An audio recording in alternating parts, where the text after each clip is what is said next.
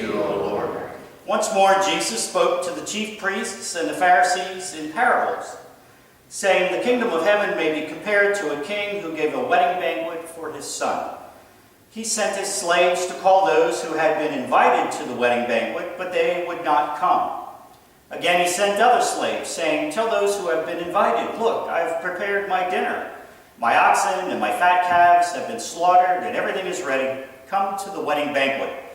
But they made light of it and went away, one to his farm, another to his business, while the rest seized his slaves, mistreated them, and killed them. The king was enraged. He sent his troops, destroyed those murderers, and burned their city. Then he said to his slaves, 'The wedding is ready, but those invited were not worthy. Go therefore into the main streets and invite everyone you find to the wedding banquet.' Those slaves went out into the streets and gathered all whom they found, both good and bad. So the wedding hall was filled with guests. But when the king came in to see the guests, he noticed a man there who was not wearing a wedding robe. And he said to him, 'Friend, how did you get in here without a wedding robe?' And he was speechless. Then the king said to the attendants, 'Bind him hand and foot, and throw him into the outer darkness, where there will be weeping and gnashing of teeth. For many are called, but few are chosen.' This is the gospel of the Lord. Praise to you, O Christ." You may be seated.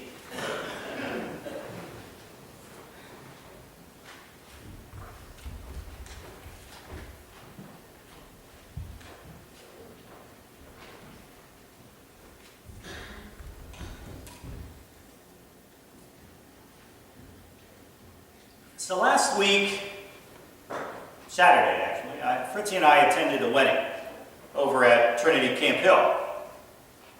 And it may have been the first same-sex wedding held in our synod. I'm not sure about that, but I have not heard of too many. But anyway, that's not the point. Leah had a soccer game before the wedding, and since I coach her team, Leah and I didn't go right away. Fritzy went, and Leah and I came after the wedding had already started. We tried to enter the back of Fellowship Hall quietly. That's kind of hard when your daughter's wearing cleats on a tiled floor, but we entered the back and found some seats towards the back. And after I sat down, I glanced at the bulletin, and I realized that we had missed the vows and the ring ceremony and the blessing, but we hadn't missed communion. So we were in a familiar place. Fritzy and I met at Trinity Camp Hill, right? So I knew the territory, I knew where I was, but when it came time to go forward for the distribution of communion, I gave in to that voice in my head that said that I wasn't dressed appropriately. I still had my soccer garb on from coaching her team. Instead of going forward for communion, I snuck out the back doors until communion was over.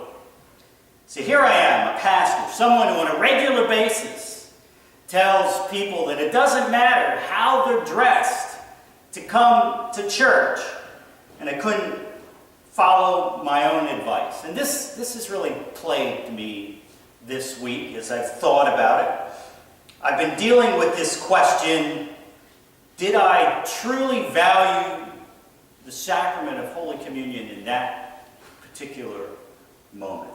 And that's a question that the church has struggled with for many years. Do we value Holy Communion? The practice of communion, when I was a kid, had been whittled down to 4 times a year, and that sprung out of the emigration to this country in the 17th, 18th centuries. The church was growing, but there were too few pastors to consecrate the meals. So you had circuit riders that would ride around in particular territories, and so communion had been normalized by the 20th century to 4 times a year. And because it was only held 4 times a year, it held enormous value to people back in the 50s and the 60s and the 70s, because it was only 4 times a year.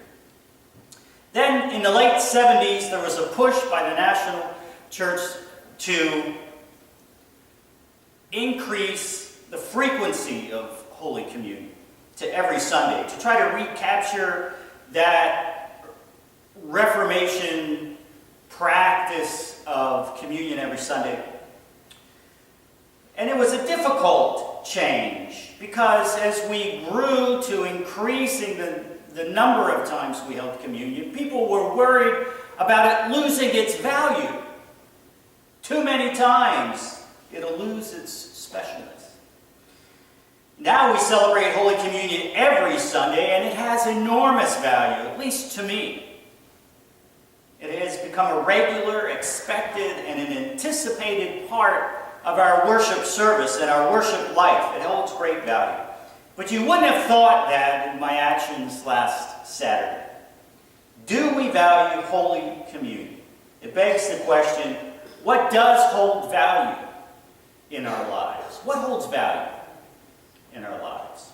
I'm someone who likes to have some fun in my life, sometimes in strange ways. The other day I received one of those envelopes in the mail that has the checkered back on it. It makes it look like it's a check. You know those ones you get. It has the perforated edges. It says open these sides first. You know what I'm talking about? Nod your heads just to let me know you're alive. Thank you. So I looked at this envelope I got in the mail and I thought to myself, it's just junk. And I almost threw it away. But just for fun, I opened it up, but I didn't follow the instructions. I opened the wrong edges first, just to be a rebel.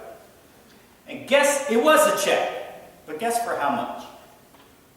Just, who said that? Who said 2 cents? It was actually a penny. It was a check for 1 cent.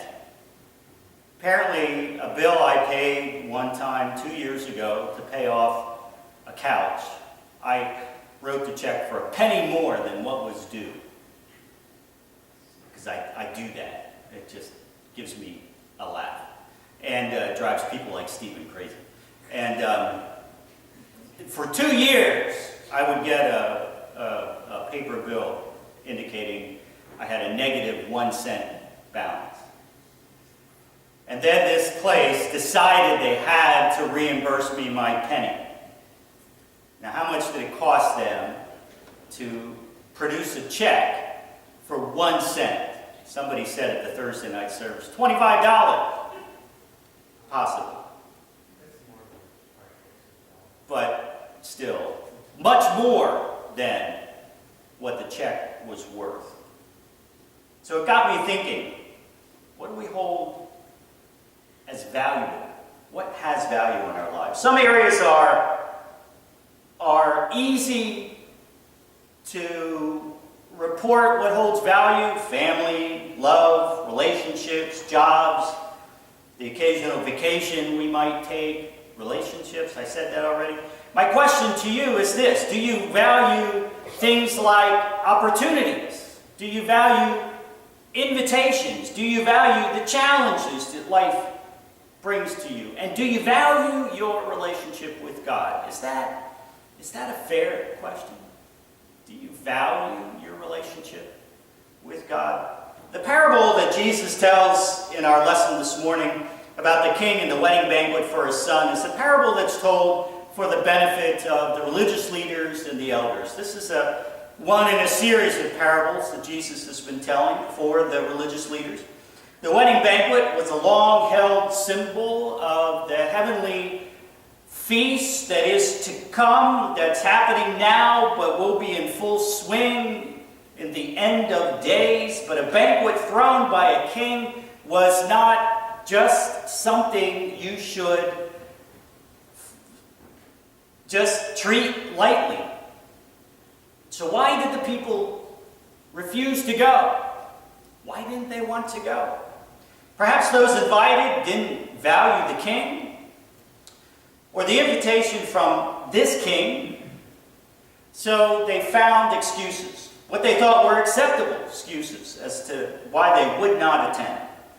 Now, do we see a contemporary parallel to this story and when it comes to the invitations that we give to people to come to church, to partake in the foretaste of the feast to come. The excuses we get for the reasons that people don't come to church show us what they do value in their lives, what they hold as priorities. And of course, we faced many of these, and we've given this excuse ourselves from time to time, I am sure. You know, sporting events, soccer games, basketball games, lacrosse games, whatever, when our kids are playing sports, cheerleading, family gatherings, family reunions, the all-important, it's the only day I get to sleep in excuse. Now, is it that these people don't value church, or is it that they also value other things and they're forced into making decisions and choices? There are many in our community who don't value church, who do not make coming to church and their relationship with God a priority in their lives. And these are the people we should be thinking about as we plan our ministries.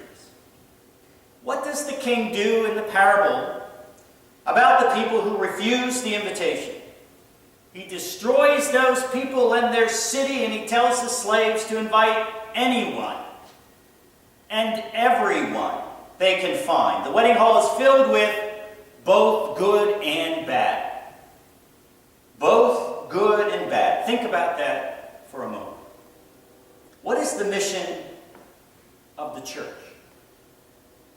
Is the mission of the church to invite, to welcome just those people we like, just those people who are like us, or just those we think will like us? Or, I mean, really, is that the mission of the church?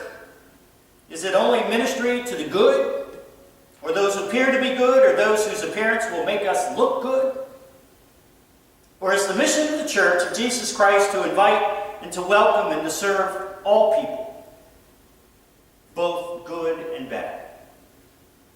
Of course, the gospel message of mercy, love, and grace is supposed to go out to all people. Good and the bad, the tall and the short, men and women, adults and children, black and white, and all the colors of the rainbow, those dressed well and those dressed in rags.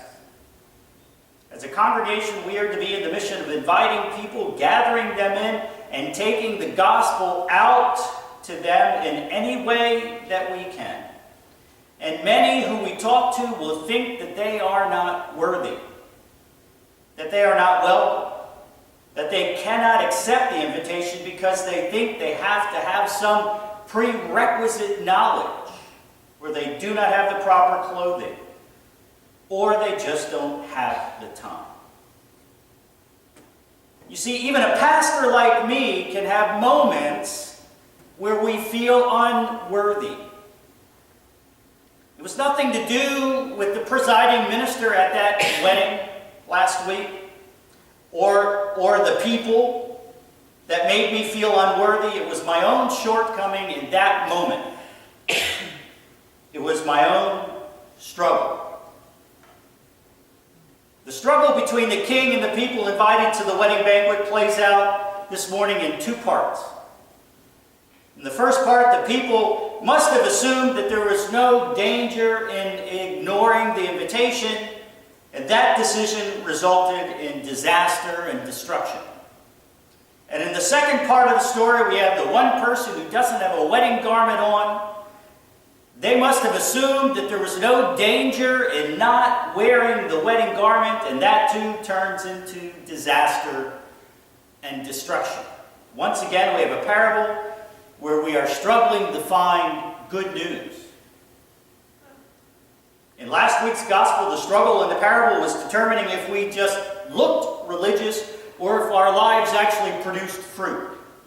Today, the struggle is whether we will accept the invitation that God gives us or not. And if we do accept the invitation, if that reality changes our lives or not. Look, when it comes to weddings, God doesn't care what we wear, how we dress. And when we accept a wedding invitation, we show that we value that invitation by doing certain things, buying a gift for the couple, actually remembering their names, knowing where the wedding is, that kind of thing. And we can refuse any invitation that we get to a wedding or a party or whatever. But can we refuse God's invitations? Invitations to go into the vineyard to work, or the invitation to come to the table of life where we receive a foretaste of the feast to come. When I think back to my decision last week, as much as I'm still bothered by my decision to allow something so artificial like proper dress to keep me from sharing in the foretaste of the feast to come, what bothers me more is what my actions spoke to others when I refused to go to the table of life. Yes, the wedding went on, the couple still got married, everything went on without me. But what I forgot is that the heavenly banquet is also going on right now. And what person of right thinking would ever refuse that invitation? But I did. I missed out on that opportunity. I was the loser that day. But luckily, there were and are more invitations to come for me. And I've learned that I should never refuse that invitation. But think about this. If I felt self-conscious, if I felt unworthy, think about all of those in our lives and in our communities who also feel too self-conscious to come to church on Sunday, to live sacramentally, to accept the invitations they receive from God to live differently. Every day, my friends, God invites us to love others, to serve others, to love God, to serve God. Some of those invitations we will accept, some we will miss, some we will refuse. And often we don't even realize that we are getting an invitation because we're too busy, we're too distracted, we're too involved in other things. The good news this morning,